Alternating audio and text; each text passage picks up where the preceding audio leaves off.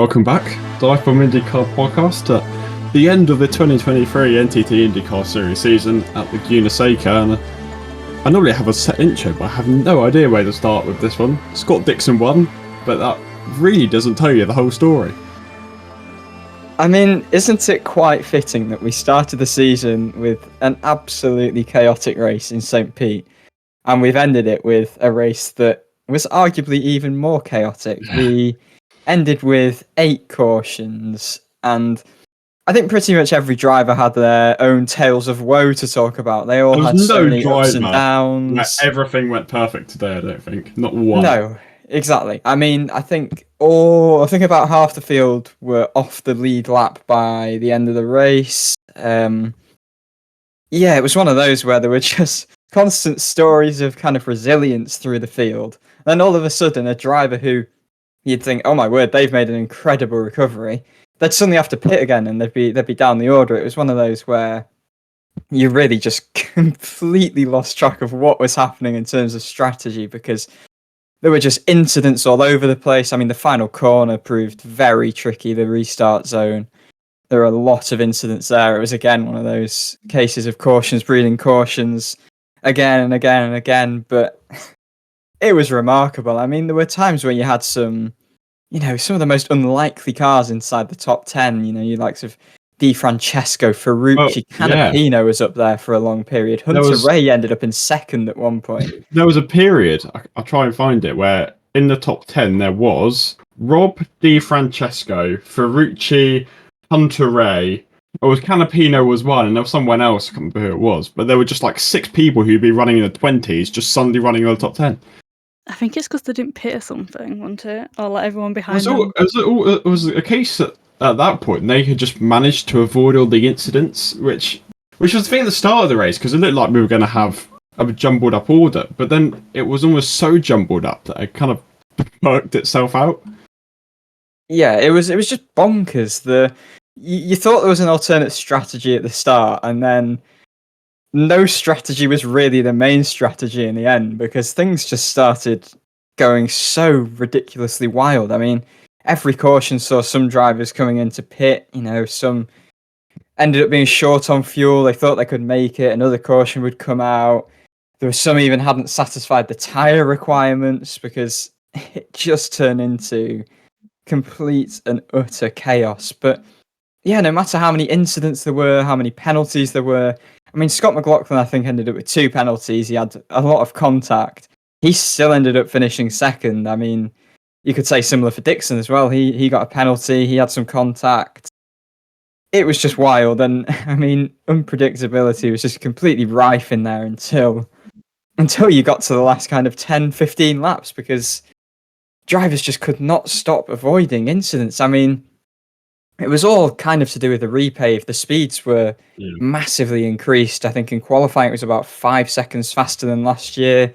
So there was kind of a few contributing factors. Drivers clearly pushing more, and there was a big speed boost compared to last year just because of the repave. It was quite hard to find the limits, but then if you went slightly offline, it was incredibly slippery as well. So 26 red flags, I think there were. Most of those for incidents across testing, practice, qualifying.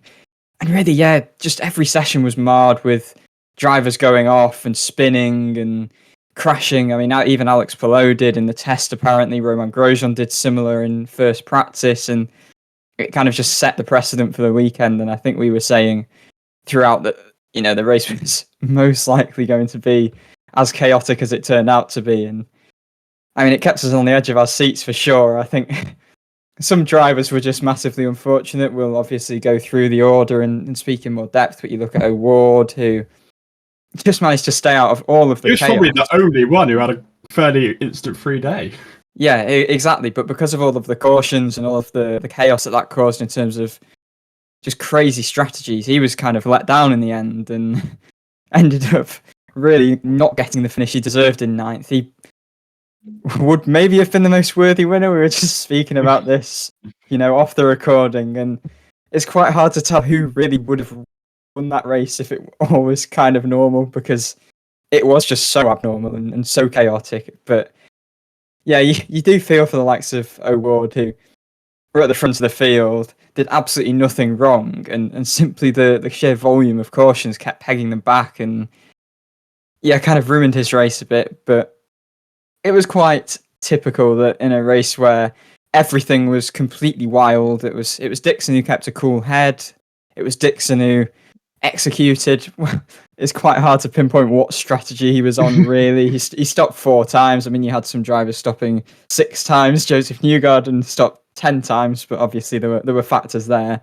But yeah, it wasn't abnormal for drivers to stop 6 times. Eilert stopped 6 times, finished 5th.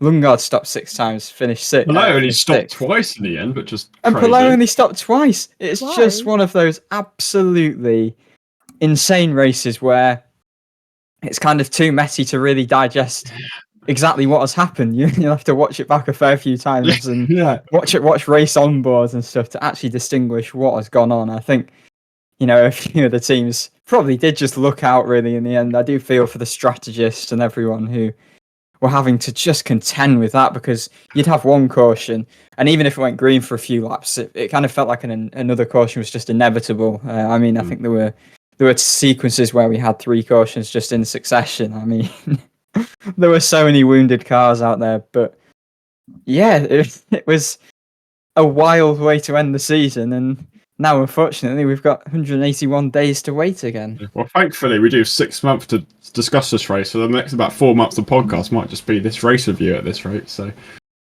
there's a lot to unpick in an hour today. But obviously you mentioned the repave, and I think our biggest concern was just be drivers losing it by themselves on the repave, going slightly offline and hitting the wall. But it just really wasn't the case. It was just full of just really, really just clumsy incidents. I think maybe Newgarden was the only one who lost it by himself, and obviously he had his own damage. But people were just driving into each other all day. It was a really bizarre day. I think no matter how long this podcast goes on, there are probably going to be things that we forget and incidents we forget because there was that much. But a lot of it, as I said, did seem to come in the final corner, which was the restart zone, and it just seemed there were a lot of checkups. I mean, one of the most bizarre incidents was Scott McLaughlin going into the back of Ferrucci on the straight, prompting Ferrucci to make one of the best saves we've seen. But that was just from a random checkup, like on the straight, and McLaughlin actually got penalised, which was interesting. It's impossible for him to not hit Ferrucci there. I don't know what. I mean, I don't know if you've got time to talk about this week, but again, the stewarding is just beyond ridiculous. They're just really random penalties, just like handed out. Like Dixon obviously got one right at the start for hitting VK. Like, it was overly harsh, and McLaughlin's was definitely the worst one. What was he supposed to do? Didn't he and Power get another one or something for like pitting after a reorder? Just bonkers race control yet again. I don't know how they got a penalty and Colton Herta did. Herta completely just missed the start. He just overtook about 4 cars before the green, and they just batted a blind eye to it. That was so obvious as well. Sorry, I was interrupted. It was just berserk, some of the stuff that happened. Like, why can't you pit after reorder? Like, why is that worthy of a penalty? Yeah, it penalises you more, if anything. Like, where is that? Like, I mean, there's got to be a rule book somewhere. I know a lot of this stuff, it does seem like they just make it up off the cuff, but yeah, I mean, the McLaughlin one was just mystifying. Like, he's going at full speed down a straight, like a driver, understandably does. How can you just expect him to anticipate that there's going to be a checkup? It's just really, really bizarre. But yeah, 8 cautions, full of incidents, and I do kind of feel sorry for the stewarding. There's so much for them to unpick in a race like that. But yeah, it was a wild one. It was a wild one. Let's go over the first one. Let's go over the first one, shall we? Where it all kicked off, because that was probably the biggest of them all. Where it was bizarre. It seemed like Lundgaard checked up. He hit McLaughlin and then kind of spun into Newgarden, which was one incident. Then you had another incident where Vips was on the inside of Armstrong. Armstrong lost it a bit, hit Rahal, who hit Vips, who proceeded to hit Newgarden again. And then you had the Dixon one where Herta looked like he maybe tapped the back of Dixon, or Dixon was losing it again. That one's up in the air, and then he hit VK. So there were about 3 different incidents at the start, which was incredibly bizarre. Do you know what? No matter how many times I replayed it, I still couldn't understand what was going on. You didn't know what to put your eyes on because there was Oh. a different incident on every single frame of the screen. Yeah, it was just like they went bowling, wasn't it? Really, I mean, the whole Dixon VK thing got complete. Like that, I couldn't even spot that amid all of the chaos initially, or all of the stuff that happened. But yeah, that kind of just set the tone for what was to come. I mean, I felt sorry for McLaughlin, who just got completely shafted really by Lundgaard, and then poor Newgarden got checked up by that, and as he's recovering, just gets clattered by another incident. I mean, it's incredible, really. Just it's weird whether can you put it down to. I think some of the stuff at the end of the day, you probably have to put down to driving standards, but again, you know, drivers. This was something that you could kind of see coming, regardless of the repave, because last race of the season, there's not really anything on the line. The drivers were always going to push and just completely go for it at the end of the day. So yeah, maybe that was going to happen, especially on a track where overtaking, you know, it can be quite difficult. But I think the stuff that happened at the start, you know, was one incident that, you know, is, yes, it's Lundgaard making a mistake, but it's something that happens in the first corner. But that kind of just triggered such a mess. I mean, Rahal looked like he was remonstrating with Vips. He's since, I think, tweeted to say that he was just asking what happened, which is a bit strange because he looked quite animated. But he did say, he did say he didn't see Armstrong, to be fair. And I mean, you can't really pin the blame on Armstrong either. He's kind of just, you know, minding his own business and gets slightly squeezed.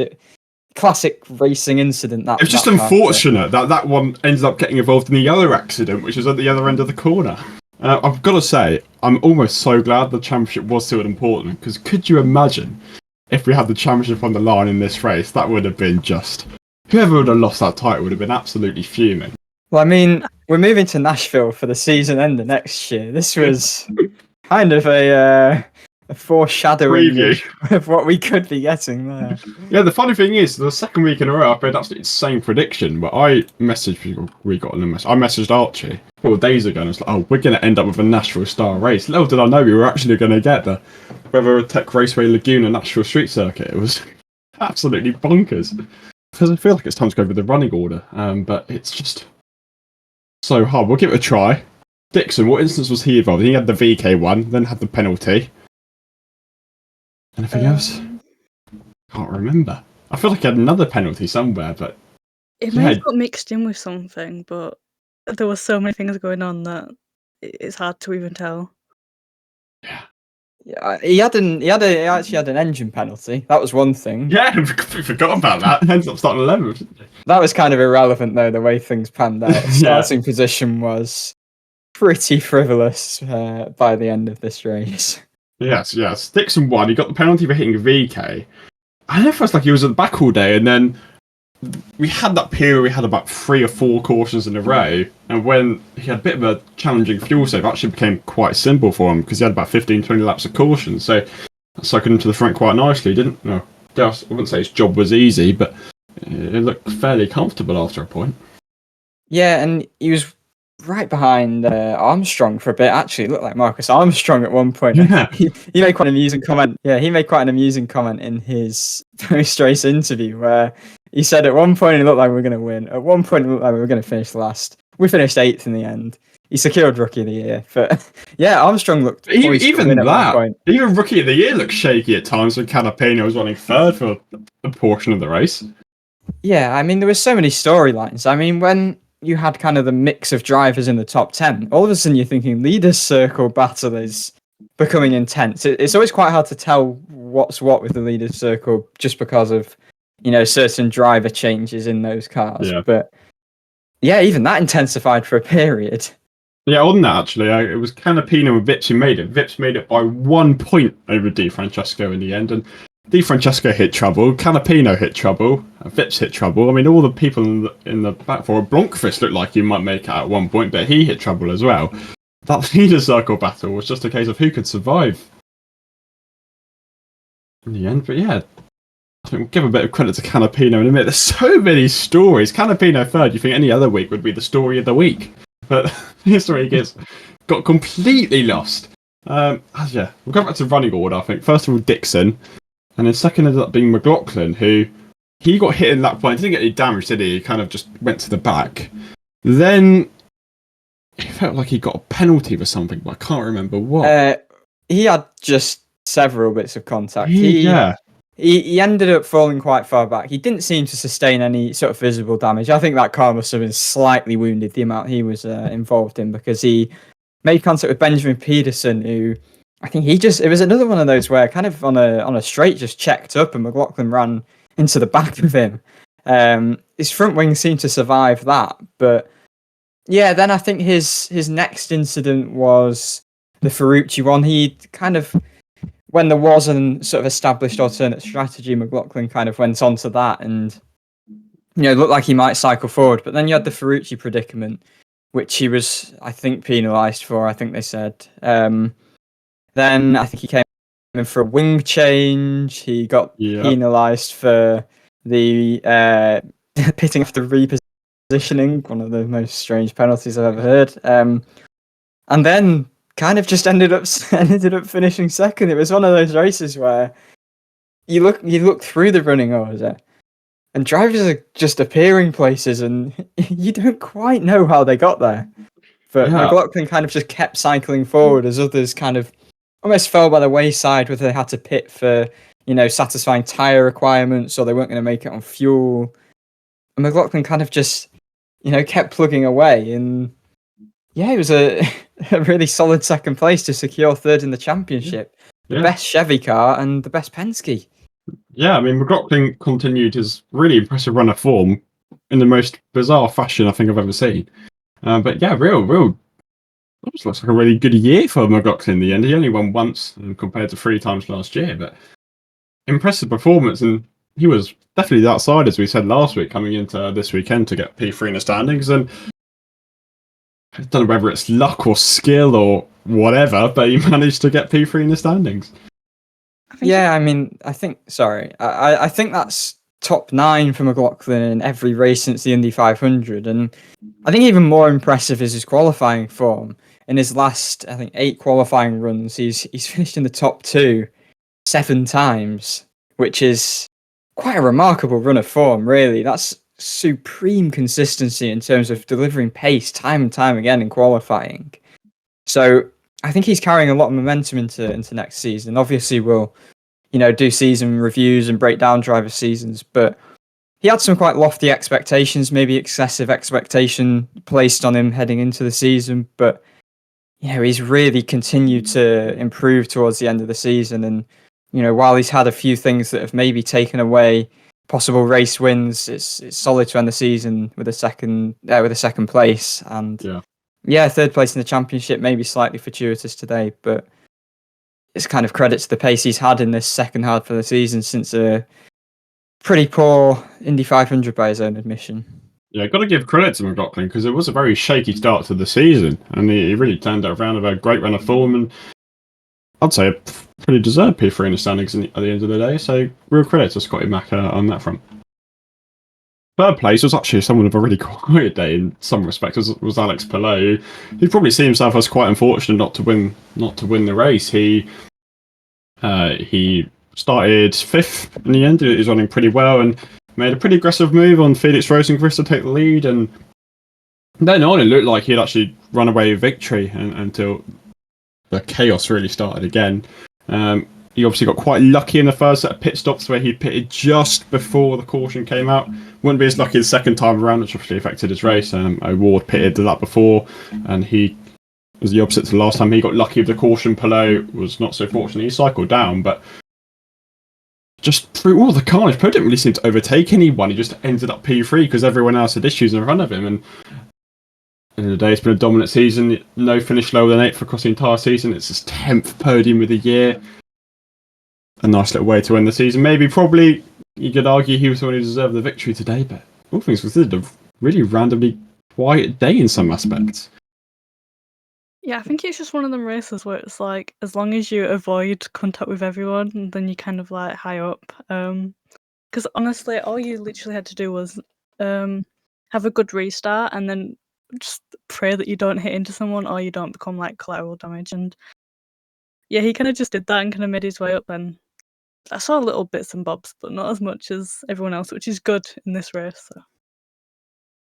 Yeah, it's hard to pick a deserving winner just because you could say, oh, Ward deserved to win it after caution X. But I think Palou possibly was the deserving winner just because when the race did start to settle into a little bit of a rhythm, not that there was really much rhythm through that race, but he managed to really build a gap ahead of, I think it was Rosenqvist in second at the time. And, you know, if it did stay green from there, it looked like it was going to be one of those races, and it looked ominous, really, that, and as though Palou really was probably just going to run away with it. But yeah, there was then a period where Ward was behind him and staying slightly intact, but even then, I think Palou was still kind of building that gap a bit. Yeah, it was a very Palou drive, and he got fortunate at times, including nearly being taken out by a recovering Castro Neves after he ended up in the gravel. Remember that? Too much to remember. But yeah, it was a quiet latter stage of the race, and he was one of a few, a bit like Dixon, a bit like McLaughlin, who kind of just cycled their way forward. He managed to get past Ilott when Ilott was running. Sorry, just knocked my mic. When Ilott was running in the podium places, Palou, managed to get past him, clear him. But yeah, it was another assured drive, and it was kind of one that epitomised his season. P4 again, willpower. His day was just as crazy as McLaughlin's. I think every Penske was all over the shop today. I really can't remember what happened to Power's race. Apart from he got a similar penalty to McLaughlin, he kind of just ended up fourth. Yeah, I've not really got anything on Power, to be honest, either. I don't remember him having too many issues. I think he was culpable for spinning someone at some point in one of those final corner melees. Yeah, he got the same penalty as McLaughlin, the repositioning penalty. But yeah, he was another who executed a 5-stop race, and conventional strategy. As I've said before, though, it's just truly bizarre to see the top 5, where it was a 4-stop, 5-stop, 2-stop, 5-stop, 6-stop, and then even going back 6-stop for Lundgaard in 6th. It's slightly odd to just look at that and how these drivers have all ended up together. Despite that, it's gonna take quite some debrief from the teams, even. But yeah, Power. Looking a bit further back on qualifying, he failed to make the fast 6 again, which means for the king of qualifying in terms of road of street courses, he's made the fast 6 once this season, where he qualified 6th in Toronto, which is quite shocking, really. I mean, Penske seem to have had real issues in qualifying. However, McLaughlin seems to have just somehow really found some window where he just excels, which is credit to him, but also strange given Power and even Newgarden, I think he's made the fast 6 3 times possibly. Yeah, they struggled quite a lot. I think McLaughlin's actually had a really underrated season. I think maybe he's missing sort of a headline result. Obviously got him in Alabama, but I feel like quietly he's actually been really, really impressive. And it's just so hard to forget when you've got people like Palou and Dixon just running away with it. But I feel like McLaughlin has actually been up there with those two for the quality of season that he's had. It's just, I just don't even know what to say about him. It's just completely lost my mind. So I don't know how analytical I can be here, but yeah, really underrated season for McLaughlin, I think, all things considered. Yeah, I think it's been having just, I don't know how to say it. It's not been like the headline like you've been saying, but it's not been that bad. He's been in top 10 like 14 times and the top 5 7 times, and over the course of, is it 14 15 races, that's obviously like really good, and it obviously just adds up, which is how he's got into 3rd in the championship overall. P5s, obviously, so we started the season in chaotic fashion, ended it in chaotic fashion. Callum Milot ended up 5th place in both races. He had an absolute carnage of a day. He seemed nowhere, and then he spun in one of the final corner incidents. Then he spun in the pit lane by himself, which is pretty bizarre. And it took it ages to get him back going. And then he just ended up at the running for a podium. It's just how people have ended up in positions I really just don't understand. But a nice result for Islet at the end of the day. Yeah, I mean, he ended up in that sort of really promising sort of top 10 and then ultimately podium position. Genuinely, like, not even that long after he was backwards in the pits, and you had Kyle Kirkwood giving him a thumbs up sarcastically. It didn't really matter for Kirkwood, he was already several laps down after. Yeah, actually, Kirkwood was one who was a completely. Just, I don't know what happened to him, but in the first corner, he got damaged that meant he had to go back to the pits and have like quite extensive repairs, and he ended up like 30 laps down. But I don't know what happened there. But yeah, back on Ilott, he looked like he was on for a podium. He wasn't going to hold Palou off, and he could have got a career best fourth, but he unfortunately ran over the gravel, and it was quite a rough ride actually. But yeah, did a really good job then to still hold on ahead of Rossi and Lundgaard, who, you know, just looked like they didn't have enough pace to match him. So yeah, fair play to Ilott. That was a really good day. But he wasn't even the Hungas car who really stood out for most of the day. But this was kind of just like a race that I guess just displayed what Ilott's been doing all season, very quietly, been just racing massively impressively, really. Yeah, I feel like Ilott's almost been lacking these headline results at times this season compared to last season, but an impressive performance from him certainly today, and another strong result to boost him in the standings a bit. And I just don't know how he ended up there. I'm just still completely lost. It was a good performance in the end, and Juncos had a really, really good weekend, and I'm glad they did get a result. Although Canapino's side of the garage did, I'm glad they got a result because they really deserve one this weekend. Sixth place, another one, Christian Lundgaard. He looked down out after that one, after probably being the cause of the chaos, after he lost it on the exit of T.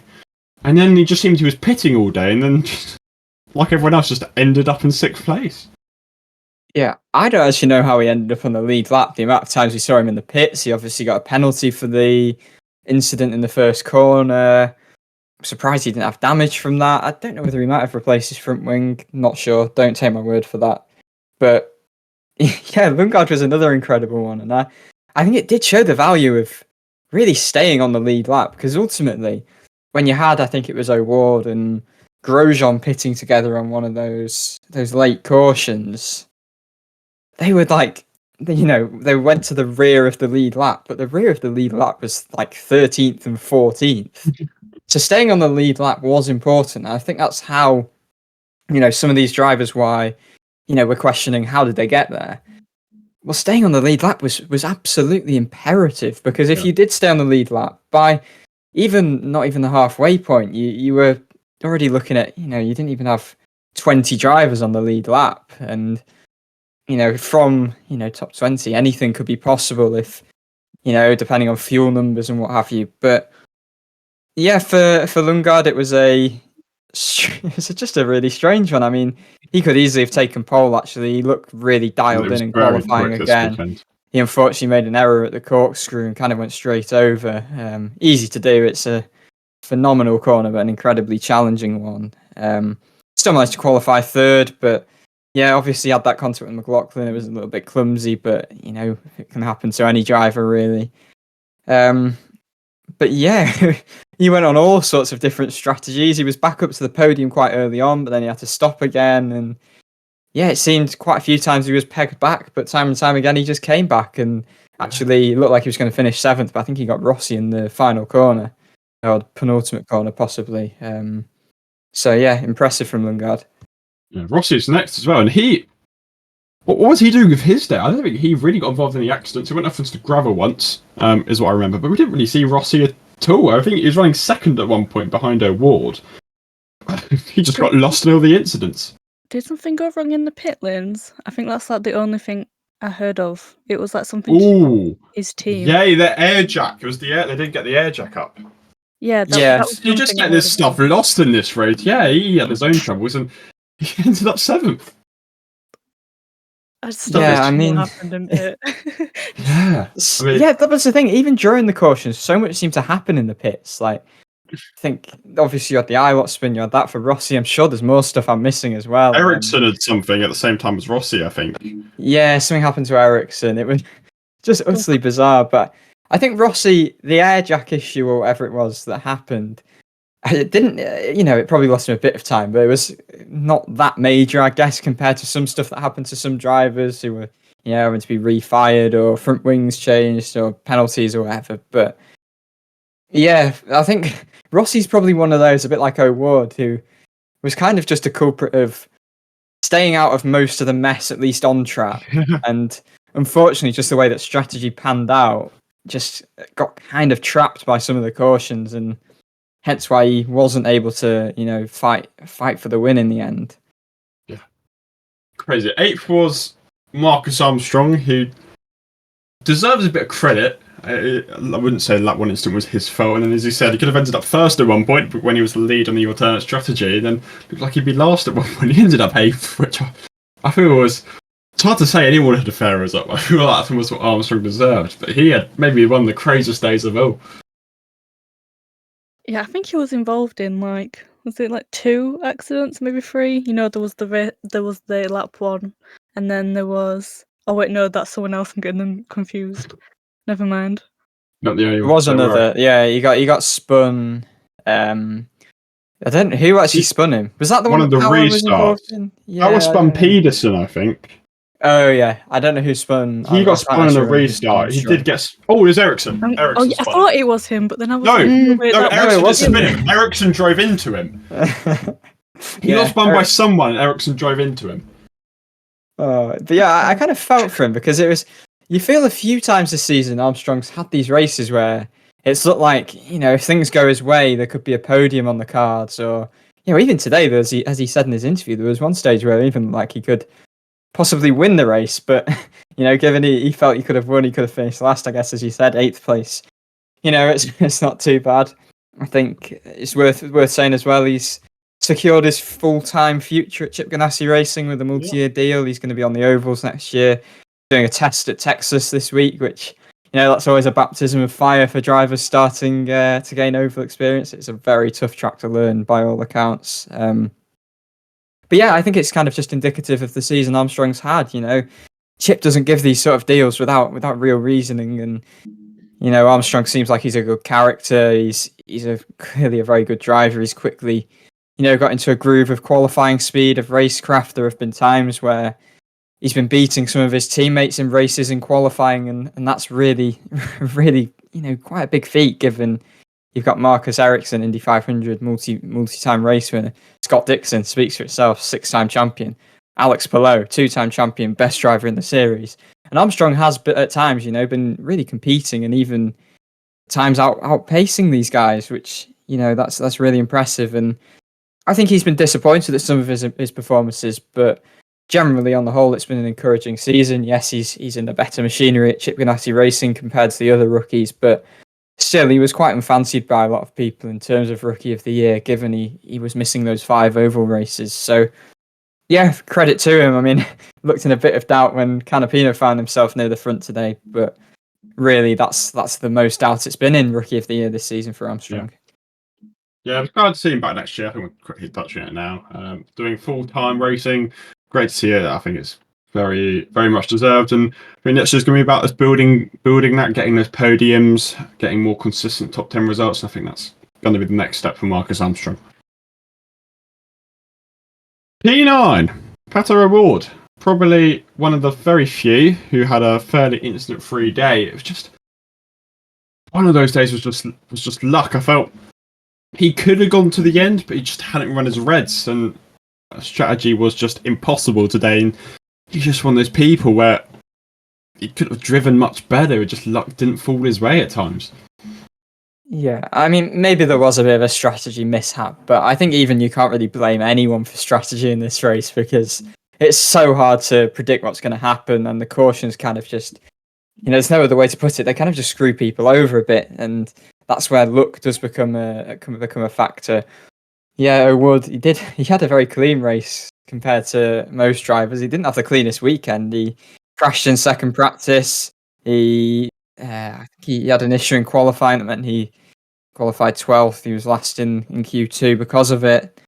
But yeah, it's a really unfortunate situation for O'Ward, because there was a stage where like he would be the deserving winner, having really, to his credit, kept out of the incidents, and it just didn't work out his way. And that's the same you could say for a few drivers, I guess. It's stories of what could have been for a lot of them. Feels like people ahead of him just randomly ended up there, and O'Ward was probably one of the most unfortunate ones today, where he did drive very well. It's just the caution cycle didn't quite get him, and maybe McLaren it's easy to say hindsight, should have put on the reds at an earlier stage, but again, it's just so hard to say with how the race ended up. Ended up fourth in the standings in the end. Obviously, McLaughlin jumped him. We believe that still has secured him an FIA super license, though, so he'd be a bit disappointed that him or McLaren haven't ended up winning a race this season, but I think there's a lot of encouragement to take from the season as a whole. I'm sure we'll touch on that a bit more next week, but he drove well today. There wasn't much more he could have done from a personal standpoint, I think, as a takeaway from Pato O'Ward. Yeah, and there's not much that you could take away from the strategy as well, because I feel like no one really had kind of a strategy plan at all. I feel like they had it going in, and then all the cautions happened, and then I feel like maybe they gained a strategy towards the end where it was clear, but it kind of, I think they were just making the decisions kind of as it was coming, and just trying to stay out of the trouble, really, and staying out of contact with everyone. Ride Hunter Ray. We didn't really see much of Hunter Ray. He got spun around in one of the final corners. Well, he was fighting for a podium at one point. He was running second, wasn't he? Not on the same strategy, but he actually overtook Grosjean, didn't he? Yeah, he was running second. Incidentally, the DHL car, he overtook it in what was probably his last road or street course race. Isn't like he'll continue. I don't think he really has the motivation to continue. But yeah, to finish 10th, I mean, that's by far his best result since he's returned this season. And, it's kind of been a messy spell on track, but there are lots of suggestions that actually off track he has had an influence, at least on Rinus VK, who, as we will probably come on to when we get to him, has seen a real upturn, to be fair. Yeah.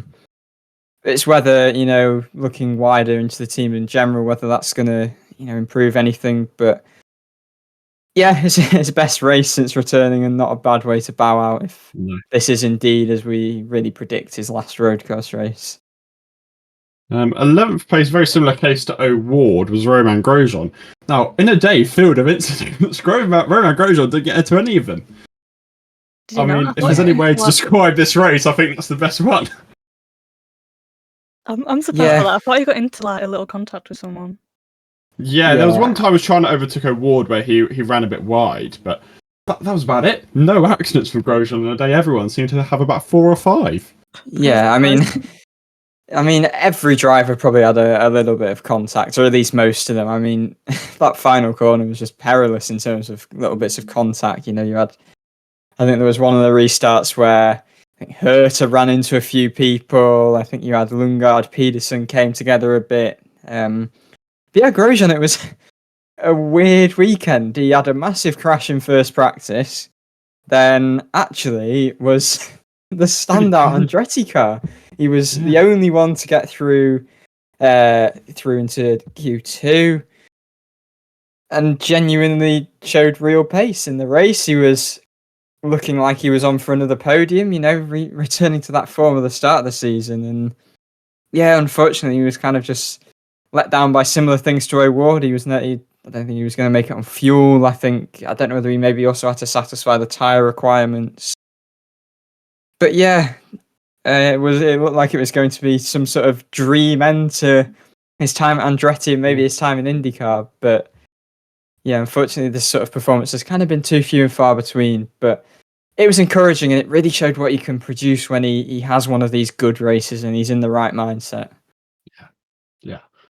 Talking about actually quite a day. Stingray Rob ended up 12th place, and what was a good day for Rob is comfortably his best result of the season. He kept it clean all day. We didn't see him in any instance, I don't think, and he got a nice result to round out the season.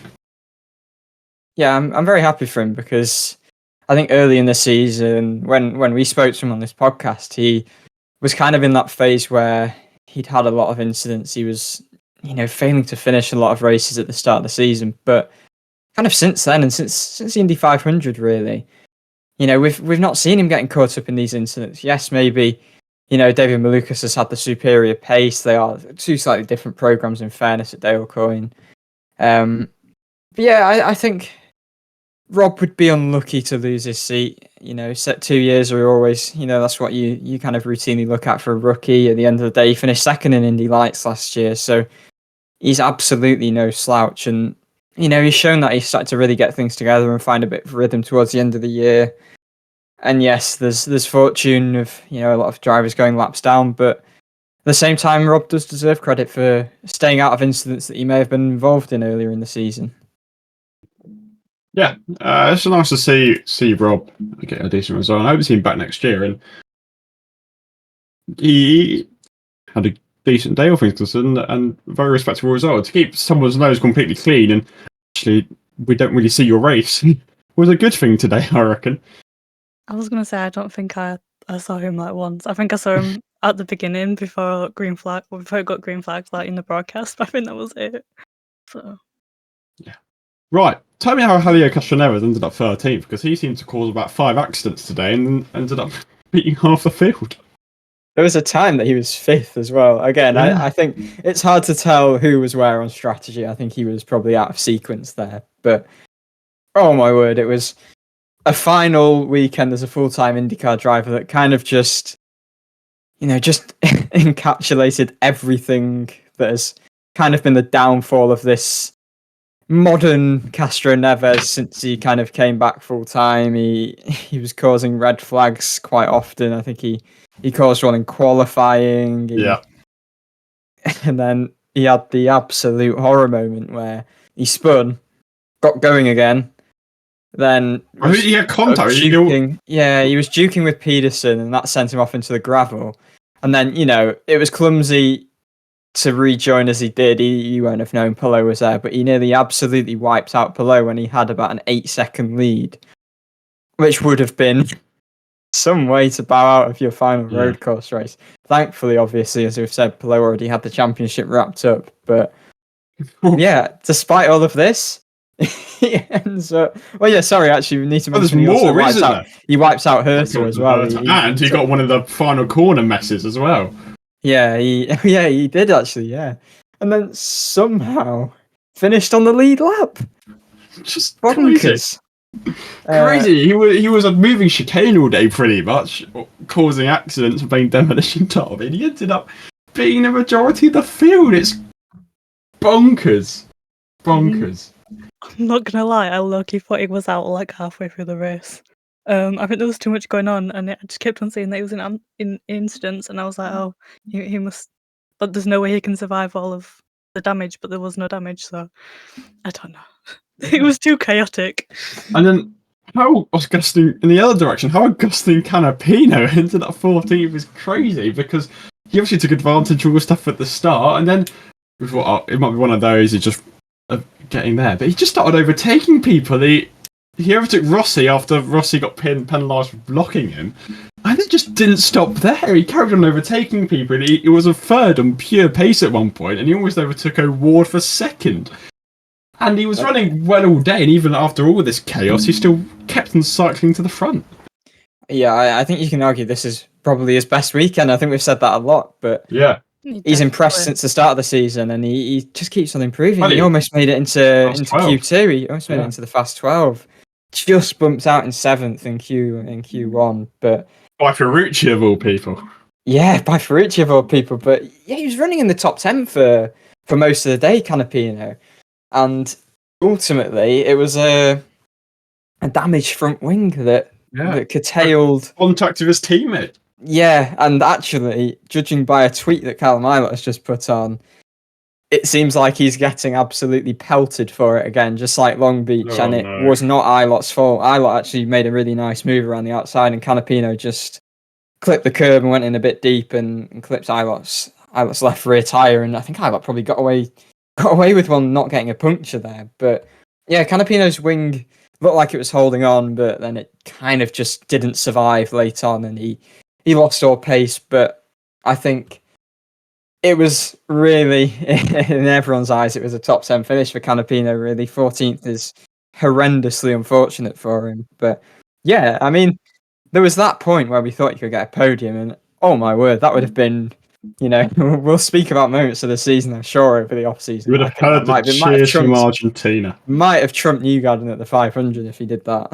Yeah, that was what a day for Canapino. It's so disappointing. I mean, 14th was still one of his best finishes of the year, believe it or not. But it's just another case of it fell away. But it just, I don't even know what to say. It's just so unfortunate because he had such a good day. I mean, the thing he'll take from me is he got into the leader circle, which is absolutely critical for that team as they look to secure funding, which is really good news.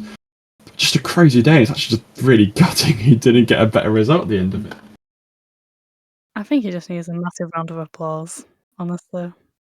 Yeah, potentially driver of the day for me. I mean, I'm really disappointed that he didn't get more out of the race because he drove superbly and he was there on pace just all day, which was mighty impressive for Juncos. And what a weekend from Juncos. What a step up, and hopefully we can see that on a more consistent basis next year because, wow, what a day for them.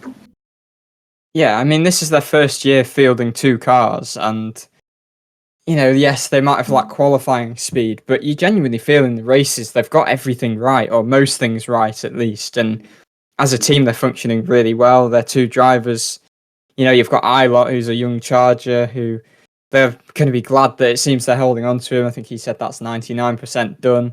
Canapino's not sorted yet. I think there are a few sort of budget issues that have been mentioned, but hopefully that'll be done and dusted soon enough, and they can keep that lineup because it's been exciting. Yeah. P15 was Marcus Ericsson again. Just one of these crazy days. He got into a fairly clumsy incident with Felix Rosenqvist, which he then stalled. Then he had the pit lane incident, and then he got onto the one with Armstrong. Just a very un-Ericsson-like weekend. Yeah. I think the Rosenqvist one was obviously the big one, and that was clumsy. It just so happens the 2 real, not Marcus Ericsson moments this season have come colliding with his countrymen. Because obviously you had the one where he ended up on top of him at Mid-Ohio, and then he just went incredibly deep. He just completely missed his marks and ran into the back of Felix, and that was a real shame because we'll get onto Rosenqvist's race shortly and his weekend, but he had a real opportunity for a really good finish, so that was incredibly damaging. And for Ericsson, it was just a rough weekend and not really the way to bow out of his time at Chip Ganassi, and not really a weekend that's been emblematic of what he's managed to produce there. Yeah. 16th place was Benjamin Peterson. He seemed to be involved in every single final corner accident we had today, and he ended up 16th, which is his second best result of the year after Texas. Don't think it's too much to say, just on one of those really random outlier days amongst them all. 17th was Santino Ferrucci. He was actually running really well, running in the top 10 until he had that incredible save. I'll say that was of equal quality to Hertas from Indianapolis last year. I don't know how he ended up 17th because I feel like he had quite a good weekend, all things considered. Yeah, I'd like to see an onboard of that save, I must say, firstly. But Ferrucci, it was a good weekend. He had a mechanical issue in second practice, which ultimately meant he had to take a grid penalty for the race. He had to take a 6th place drop. But, that was... It was kind of made to look all the more unfortunate by the fact that he qualified remarkably. Like, he managed to transfer to the Fast 12, I think in P4 in Q1. An incredible run, and he genuinely seemed to have top 10 pace. I think for Foyt, it's kind of looked like, the best road course races have come on the new surfaces, because obviously Road America, they were quite strong. I think they also, did they both transfer in qualifying Road America, actually, if I remember correctly? Yeah. I think they mentioned on the broadcast that it could be something about, the loss in terms of damper development that's kind of reduced on a more flat, newly paved circuit. So, that could be something. But, impressive Ferrucci, and he's not yet confirmed for next season, but I don't think this weekend's performance has done him any harm. It's not been the smoothest season ever, but I think he's done enough. The Indy 500 performance and now this. Finally hit Pelot at the end as well. He ran to the back of Pelot. One of the final corner messes. So that's how he ended up down there, I think. Oh yes, yeah. Actually, I completely forgot to mention that somehow. That was we kind of saw. Yeah, we saw the good and the bad of Ferrucci because I think that just seemed like a horrendous misjudgment that he. Yeah. I think obviously, I want to see it again before making any comments on it, really, but because there's a lot of checkups in that final corner, but it did look like he kind of missed his marks quite significantly. You shouldn't really, regardless of what's happened, what's happened in front of you, have enough speed in a corner like that to be sort of going up the back of a car. And I think Pelot actually. That was one of his moments of fortune again, that he actually avoided much damage there. Yeah.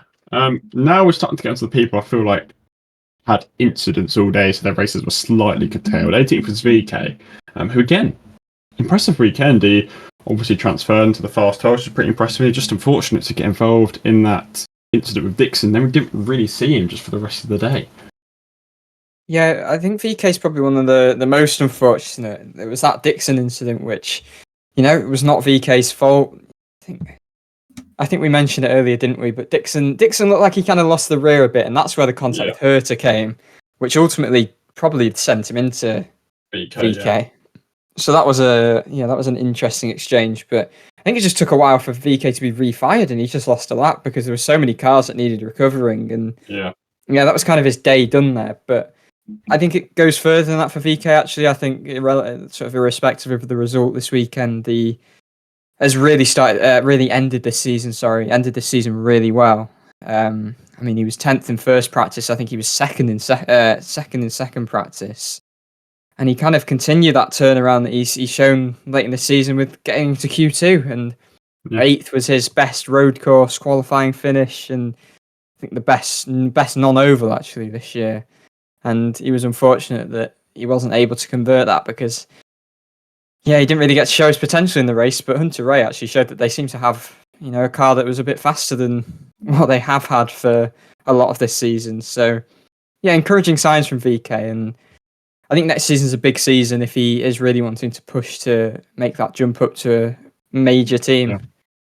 No, really good end to the season, and I think it will be a bit of a confidence boost at ECR as they look to seal the lineup for next year. 19th place, maybe one of the most unfortunate. So many, but I feel this one's one of the ones up there. Felix Rosenqvist, last race, Ari McLaren. As we said, he's going to move to Marshank Racing for next year. Qualified on, took a quite surprise pole position, which was really impressive. And then Pelot obviously got him, but he was running in the podium positions and then just taken out by the clumsy Ericsson manoeuvre, and that was his day done. I was going to say, I do feel like really bad for him, because it's the last day of the team. You kind of want to go out with at least a good result, especially starting from pole.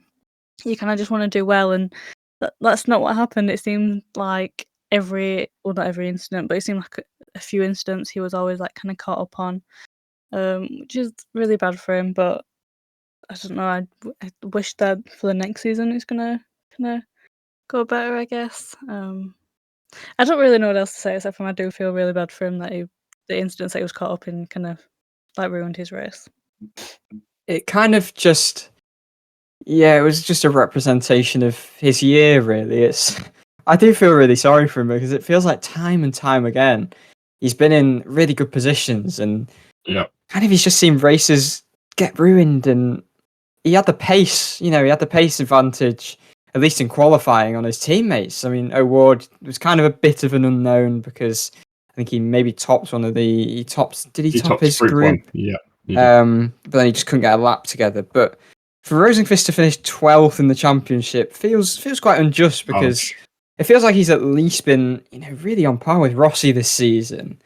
And it just feels harsh that he's leaving. I think it had to happen for his sake. I reckon the team maybe would have held on to him, but it kind of feels like every season there's something, at least this season, last year as well. There's kind of something with him, being the guy who looks like he might be the fall guy if someone, Pelot is to come in. And now obviously Malukas has come in because of Rosenqvist's move to Harrow McLaren, to Meyer Shank Racing. Yeah, he's looks like he built a really good dynamic with Pato O'Ward. There's quite a touching tribute on Instagram when the news was announced that Felix would be leaving the team. But at the end of the day, you can't blame him for wanting to go move somewhere where he'll have certainty. He can really lead that team forward, and they've got potential. They've obviously got the alliance with Andretti, and this weekend just showed what Felix can produce. Really, the pole was excellent. To just completely, blow away some fast cars. He edged McLaughlin, he beat Lundgaard, and he was the fastest guy out there. And he was unfortunate in the race that he kind of got muscled out of the lead by Palou, but then he showed this kind of aggressive streak that we've seen a bit more from him recently, to sort of push his way past Will Power again to regain second. But yeah, unfortunately, his day kind of spiraled with the Ericsson contact. Let's talk about his replacement, David Malukas, who decided to move around McLaren next year. Very, very glad to see that. He was actually running pretty well, and then he got caught up with Di Francesco, I think. So many instances to come which one. Yeah, it was Di Francesco. And that was just his day done from there. Yeah, not really much to say on Malukas' day. It was kind of another one of these. I kind of feel like he's come good towards the end of this season. Obviously, he's shown form on ovals, but you kind of feel like he's started to really pull things together elsewhere as well. And he was another who was kind of running inside the top 10, found his way up there again. But yeah, unfortunately for him, he was victim of Di Francesco absolutely wiping him out, actually. Yeah. But yeah, his move to McLaren has now been announced. It kind of offers more youth alongside Pato O'Ward, and then obviously you have the experience of Rossi. I think obviously you've got the appeal of Malukas's supreme oval form for a team that have really they've struggled in general this year, and I think it was quite important for them to get him before he was inevitably kind of snapped up by someone else. Yeah.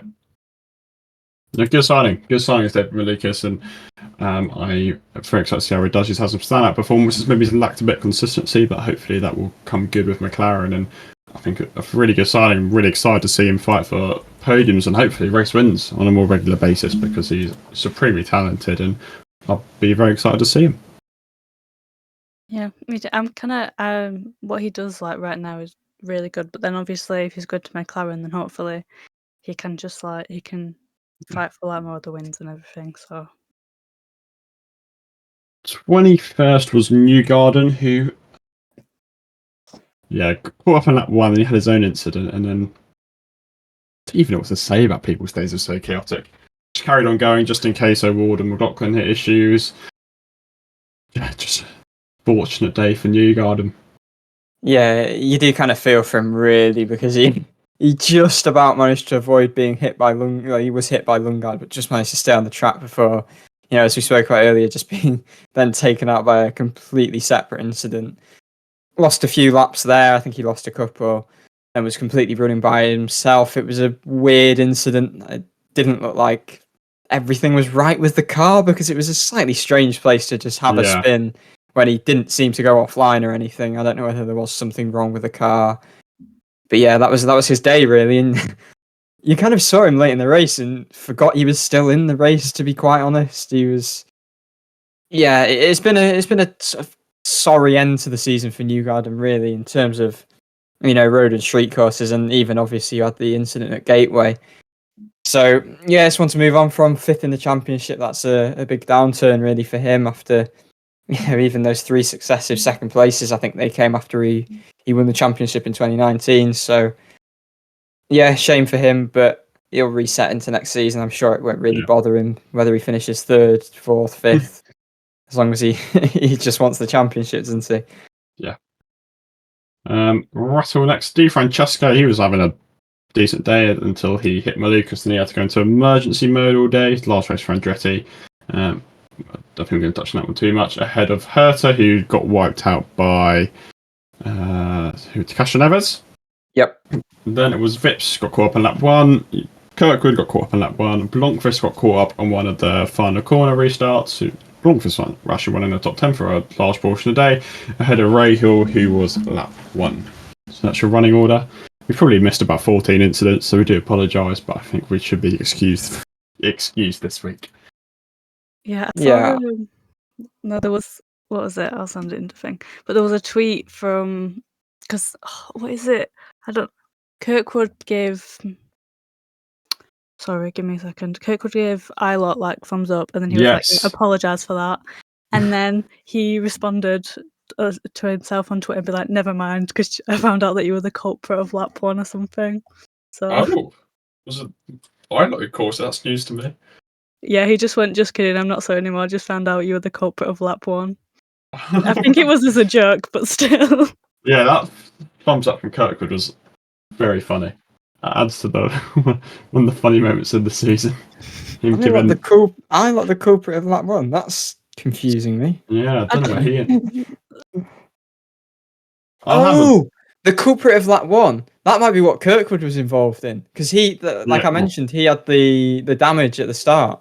So Kirkwood was involved in a completely different incident that just wasn't picked up.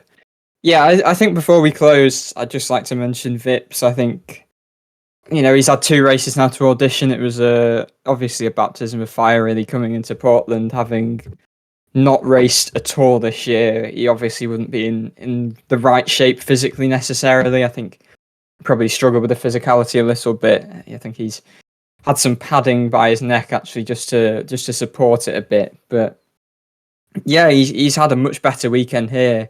His second weekend, he's got into the groove really quickly. He was 4th in the test, and actually for a while he was top of the times, and he carried that on into practice. He was running top 5, and then I think he had an engine issue which curtailed his running a bit, but I think he still held on to 5th actually. Unfortunately, though, that issue meant he had a 6th place grid penalty. So having managed a really impressive 7th place in qualifying, he ended up actually being shuffled down the order a little bit. And if he wasn't in that sort of mid pack because of the penalty, he may have had a really strong race. And he's just shown the potential that 30 cars had, but unfortunately Jack Harvey just couldn't draw out of it. Harvey was there actually, he's still searching for options. He was present at the track. It was really, really strong from Vips. He actually, he looked on par with his teammates. I think at least he looked on par with Graham Rahal, who did Rahal miss out on Q2? Just. So Vips, fair play to him. It was a really, really strong effort. He was top of the times, I think, in possibly, I don't know, it might have been his first group actually. After one set of runs, he went like half a second faster than Rosenqvist, which was quite impressive. But yeah, he really showed what he can produce, and it's just unfortunate that he didn't have a race to prove that after it really just ended early. But I think in terms of pace, some really encouraging signs from Vips.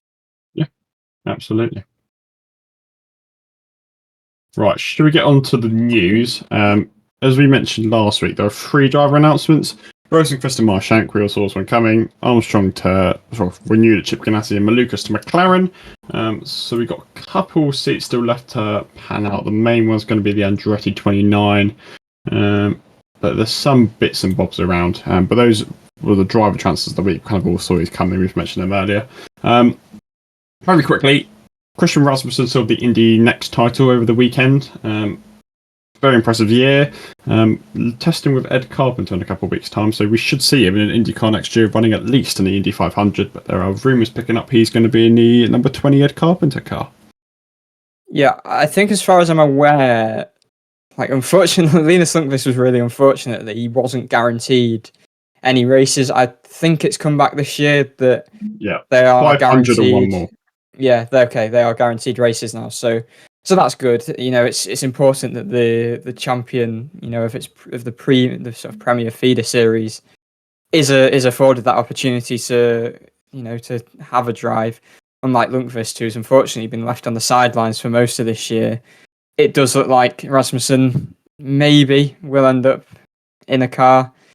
Hopefully that's the case, because you want to be seeing that progression from Indy Next. And yeah, so he's done a really solid job, and like Lundqvist last year, it's at the end of the day a really dominant championship run. Season, yeah, very impressive. And Previously sponsored DIVEBOMB driver, by the way. Just had to put that out there. But yeah, impressive season, and I think he's definitely worthy of an IndyCar. And I'd be glad to see him alongside VK next year. And I think that'd be very deserving, as shown in recent years. Look at the people who've come up: Kirkwood, Malukas, VK is an Indy Next champion, Lundqvist, O'Ward, Herter. They've all come up from Indy Lights, and we've got a real asset of talent in there.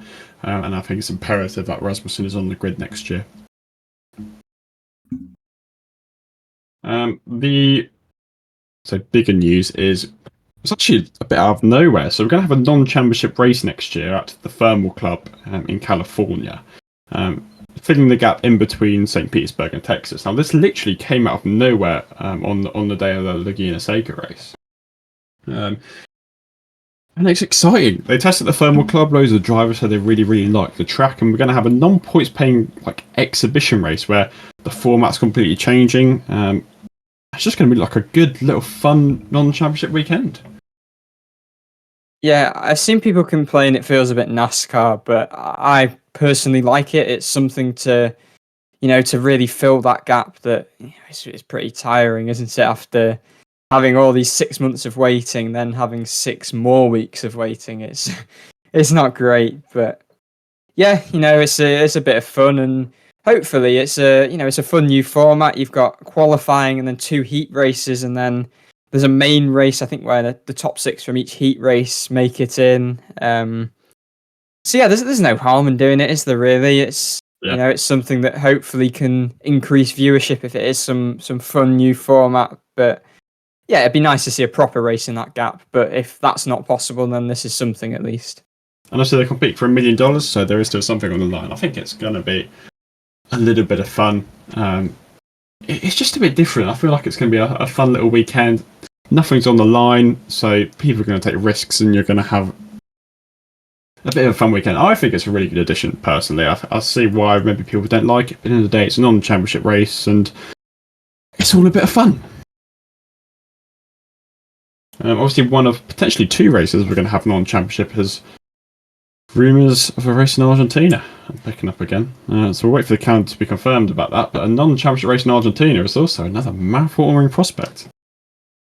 Yeah, I mean, obviously there's been quite a lot of growth in Argentina because of Canapino's popularity. But again, an international race is what we've been calling for, and it's something again that can hopefully help grow the series a little bit. And I think they suggested it might be post-season. I think that's what I've seen. Yep. So yeah, again, it's adds more races to the calendar. I kind of wish there were more points-paying races, really, but again, like I said with the thermal race, it does no harm. Exactly. Right, there we are. That is your Laguna Seca exclusively review. We've probably rambled on for ages, but who can blame us? And we'll talk more about the Thermal Club and driver transfers later on. We have got 6 months, 181 days until we go green again in St. Petersburg. A long wait. But it's been a fantastic season, and that means next week we'll be having our season review. Going to put you all on the spot here. Best moment of the season? I'm just going to have to say Joseph Newgarden in the Indy 500 still. Yep, fair enough. I was going to say the Indy 500 as well. I feel like just in general, I feel like that kind of race is what everyone looks forward on. They didn't disappoint at all. I'm going to go different. Will Power's interview at Road America, I think. Just for pure comedy value, I think that's got to be top. That is absolutely sensational. Grosjean needs. So the track's terrible. Grosjean needs a punch in the face. That was. Oh, just brilliant! And then the toilet truck being parked outside of Zarvi. Oh, brilliant! Has to be a moment in the season. As I said, more in-depth season review next week as we look back on what has been a fantastic season. And there we are. Scott Dixon wins the most chaotic race you've ever seen in your life, whilst Alex Palou doesn't win a championship. He lifts the Astor Challenge Cup to crown himself champion. So that's all we've got time for. That's all we've got time for the season. Thanks to all of you who've watched and listened and supported us, and hopefully we'll see you in a couple of weeks' time. We're going to have some interviews lined up. The first one is going to be end of season reviews. So as I said, thanks for watching, thanks for listening. We'll see you next time.